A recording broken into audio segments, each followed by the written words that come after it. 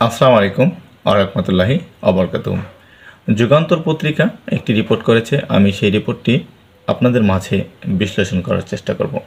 সেটি হলো, রাষ্ট্রে আইনের শাসন না থাকলে মানুষের নিরাপত্তা থাকে না, বলেছেন তারেক রহমান।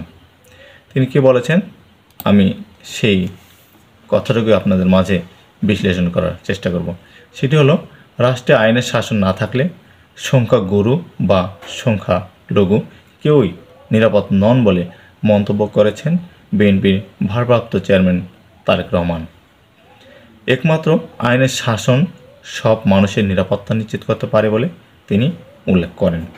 শুক্রবার বিকেলে নগরীর JM সেন হলে শ্রী শ্রী জন্মাষ্টমী উদ্যাপন পরিষদ বাংলাদেশ কেন্দ্রীয় কমিটির দ্বিবার্ষিক সম্মেলনে ভার্চুয়ালি যুক্ত হয়ে প্রধান অতিথির বক্তব্যে তিনি এসব কথা বলেন।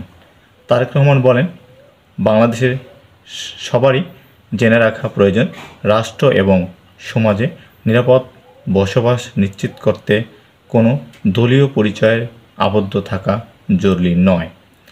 পলাতক যে স্বৈরাচারের শাসন আমল ছিল, সে আমলে মাসের পর মাস, বছরের পর বছর যাদের আয়নাঘরে নির্জন জায়গায় মৃত্যুর আতঙ্কে আটকাতে হয়েছে, সবাই কিন্তু সংখ্যা গুরু সদস্য, কিন্তু এ পরিচয় তাদের নিরাপত্তা নিশ্চিত করতে পারেনি।